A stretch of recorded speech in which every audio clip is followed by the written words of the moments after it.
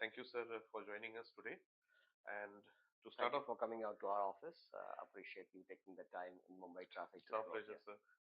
So, my first question, to start off with, I just wanted to understand, and for our readers also, and how was the journey like? You have extensive experience in enterprise companies and very large known companies like NTT, Intel Group, followed IBM, and more. So from there to conceptualizing SeQureTek and today being one of the fierce competitors in Indian landscape, what was the journey like? Sure. So, when you finish college, the years that I finished college, the only option was to find a job. So you find a corporate job because 93 way back then, not too many options. I guess starting a business was anyway frowned upon, especially for middle class folks that we were all part of. So landed up in CMC, had a great experience there. It was my first cutting the teeth in tech sales, so to say. CMC led me to IBM. That's where I learned what a corporate journey looks like, working with large organization, working with large customers as well, because the kinds of deals that they were able to do was a different league altogether. IBM led me to Wipro, which made me go to the US. And that was another amazing journey trying to figure out how to settle myself in a new continent, just trying to figure out how to sell services, a different ballgame altogether, outsourcing, offshoring, very early days of 2000s when this was happening. That then gave me an opportunity to join a private equity backed company, Group, which was another experience because that taught me how to create wealth because I really saw how the investors took a company which was hardly about 40 million and were able to get out of it in 5 years' time at over 200 million. So 5x creation of wealth when you take a distressed asset and really make something out of it. So that was my corporate journey. I decided to come back to India in 2012, join the mid-sized company Rolcha as the president. But by that time, I had decided that I wanted to step out on my own. So after a short stint at Rolta, I kind of stepped out and became SeQureTek. But also, I was in sales operations. I've sold in most parts of the world, except maybe a couple of countries, and really enjoy being in front of the customers and engaging with them as we go along. Right.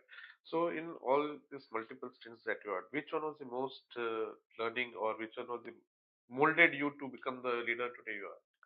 I guess each one had a role to play in terms of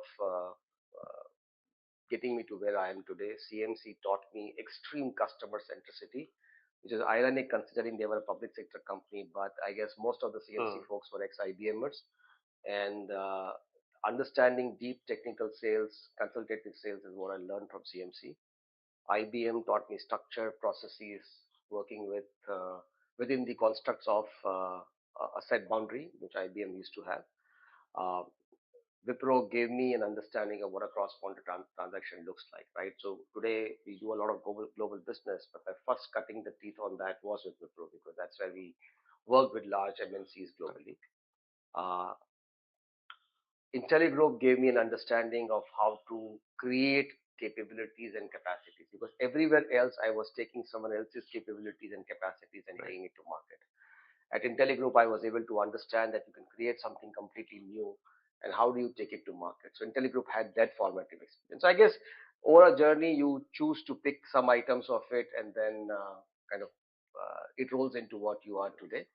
And considering the fact that I did not come from a entrepreneurial background, none of our family members are entrepreneurs, and that's true with my partner as well. So these various things kind of became the stepping stone for us to get to where we are in SeQureTech today.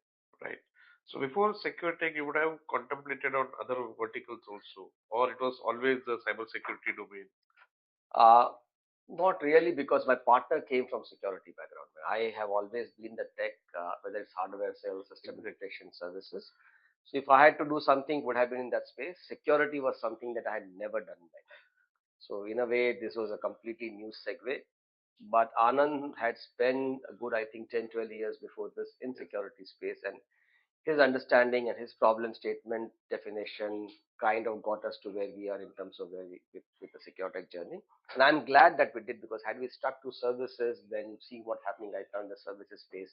Not that we had the foresight that AI will come and it will disrupt the services space, but security seems to have bucked the trend, and AI or no AI, security will be something that be a topmost concern for Correct. everyone that's I around. completely agree. So, was there any ground rules that you set before, like in terms of a vision statement or mission that when you were formulating SecureTech, so any guidelines you guys had set for yourself, like, this is what we'll stick to and this is how will we continue going forward? So as an entrepreneur, you look at companies either to build or to sell. And for us, it was something that we were very clear that from day one that we wanted to create a company that was going to build and last. Uh, I don't know what the future holds for all of us, but that was the intent. So from day one, we were very clear that we will have processes that we learned from other large organizations. We'll have the org structure, we'll have the leadership team. So I remember when we were going on for fundraising way back in 15, 16, people would say you're top heavy.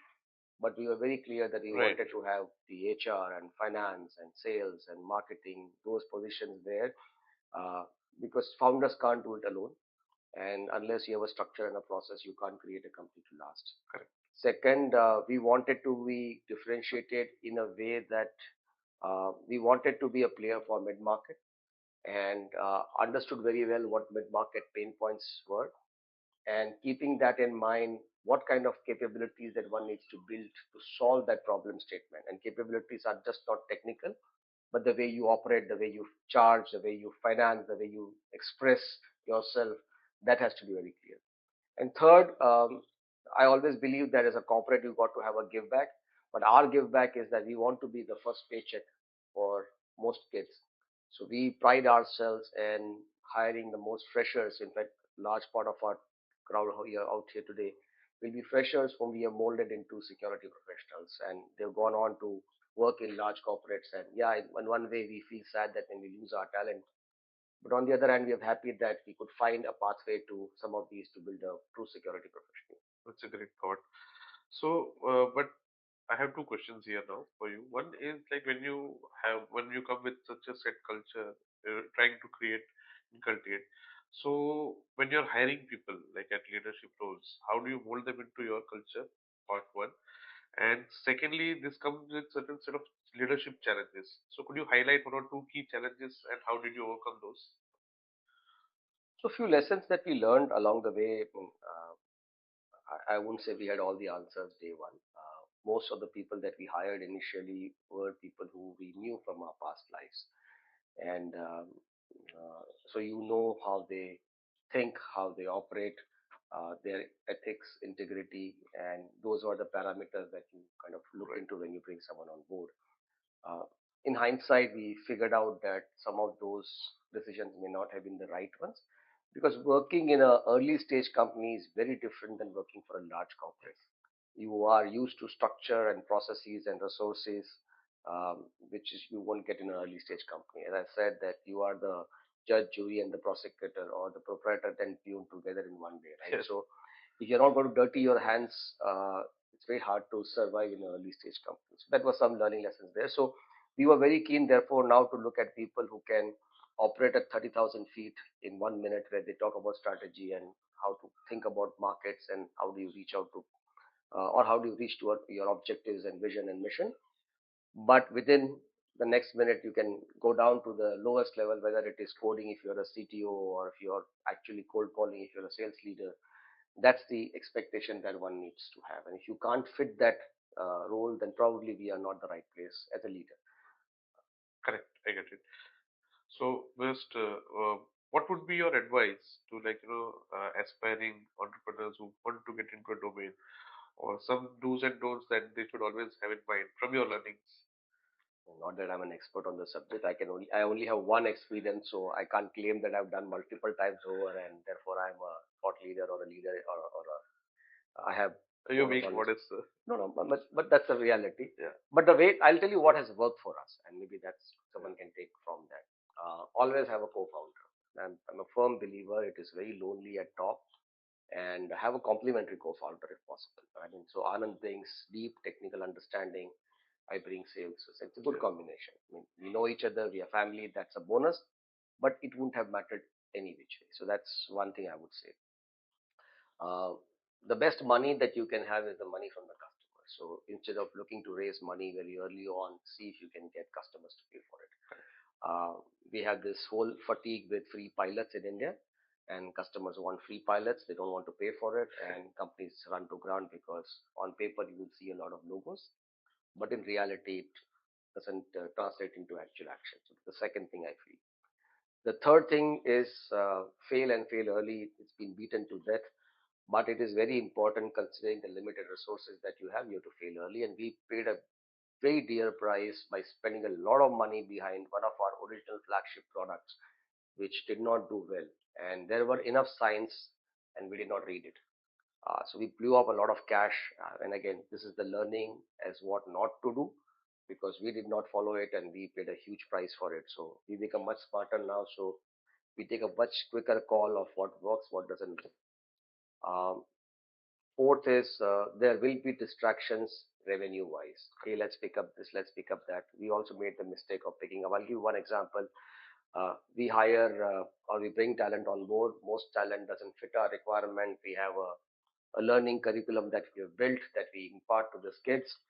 And we felt, okay, why can't we convert this into a business? So we ended up starting a training institution and only to realize that training is a B2C business and we are a B2B company. Second, we may hire 20, 30 people a year. The training will churn out 100 people a year. People in India join a training institution because they want a job.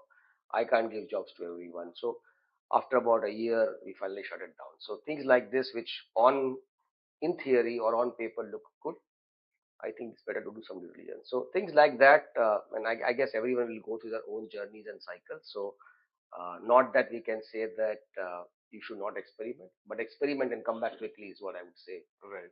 as an answer.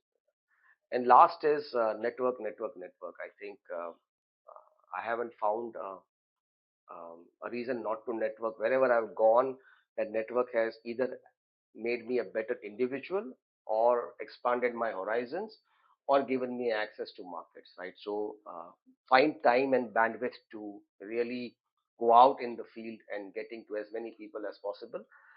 You will hear a lot of contrary advice. In fact, there's a school of thought saying just focus on what you're doing and things will happen. At least it hasn't worked for us. This has worked for us, so that's what I will say. Correct. Great.